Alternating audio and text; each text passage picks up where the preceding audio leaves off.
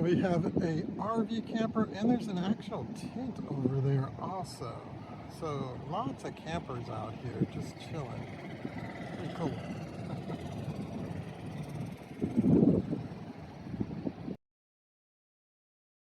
Channel.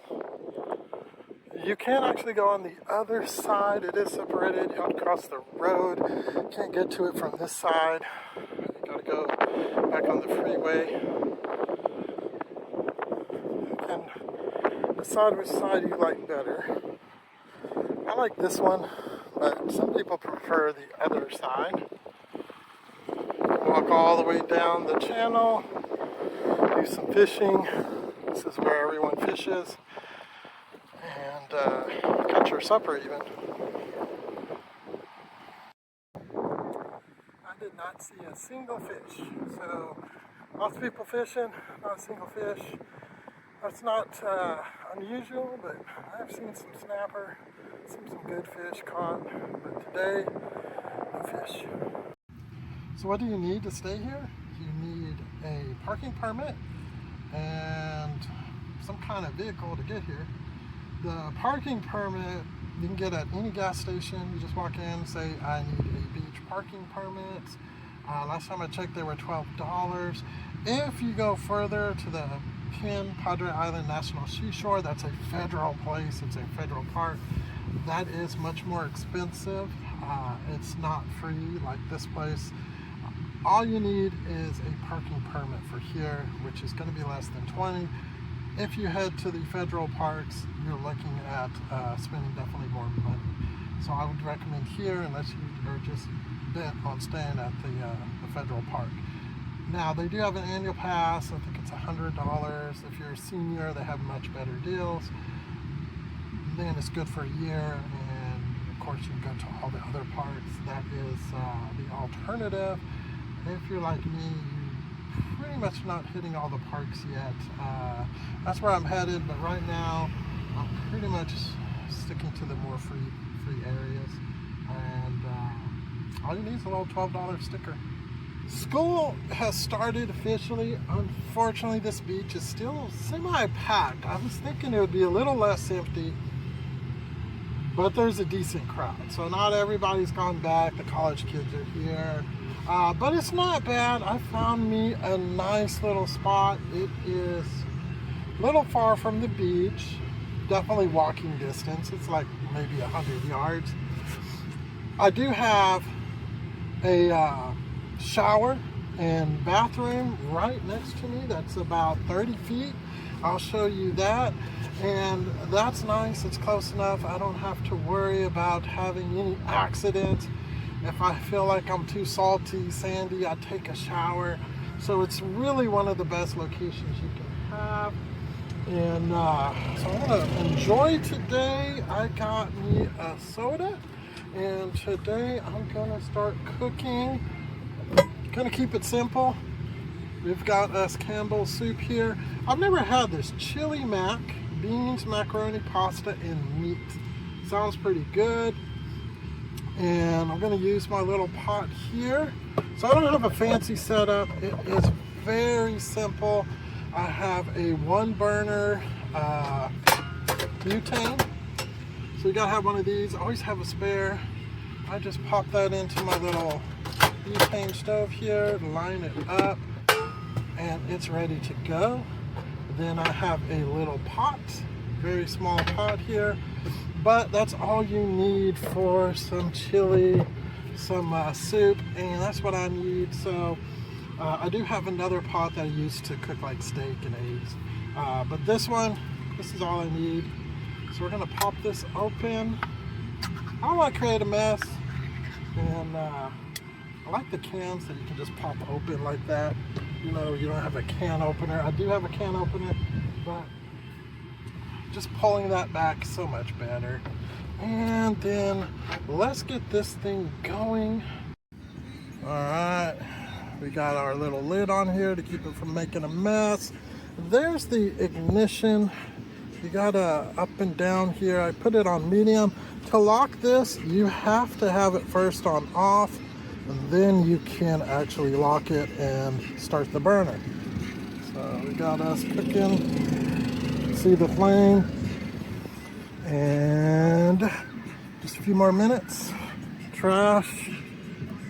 Ooh, hole in one. All right, let's give that a few minutes. So it's out of the wind, and I do feel some heat coming out of the little vent here, but the board, the cutting board, is nice and cool. It's not hot, so I don't have to worry about my little portable fridge. And, you know, of course, be careful, but out of the wind, cooking, should be ready in a few minutes, and then we'll be eating. So these cloths are like $2-3 at Walmart. You get 18 of them. I can't recommend this enough. Definitely have these on hand. Then just throw this over here. All right. Keep me from burning the hell out of myself. And ooh, is it all in there? Yeah, I think I got it a little too hot, but that's okay. Put that back there. It's off, no problem. Oh, making a mess. So, get on there. Son of a bitch. Alright, whatever. So I'm gonna let this cool. It is a little too hot to eat. I can show you. Over there is the shower and the bathroom. You see it's pretty close. People stop there even to use it. Got the beach over here. And pretty nice location. All right, it is still hot. This bowl is not very good. It's like the heat just goes right through it. But I was able to move everything. I was able to move all the hot stuff down there. And now I can kind of sit here and eat, have my drink. Kind of let it cool down a little bit. So, but we're good, definitely good. And that was $2.50 at the dollar store. Got me some other goodies. I think this huge soda was another $2, Coke Zero. Looking to do some traveling and hopefully lose a few pounds. This soup, I need to look at the calories. I have the can there. That's what I'll do in a minute. But let's do a taste test first. Very good chili taste. The pasta is nice and tender. I would say this is definitely an A+ meal. Campbell's $2.50. You can't beat it. It actually tastes good. So I'm really happy for the price and the quality. I mean, Campbell's soup, thank you for having a really tasty meal. And yeah, I can just sit back and enjoy the beach now and eat my mac chili. Is that what it's called? So,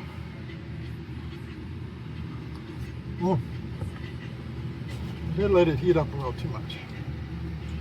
So I'm gonna let it sit for another minute or two and enjoy the view. So it went from too hot to lukewarm really quick. I'm not sure why it switched so quick on me. The beach, of course, is warm. It's not cold. So that's the only bad thing is it did lose the hot. It's still warm, but it did lose that really hotness real quick. Very good though.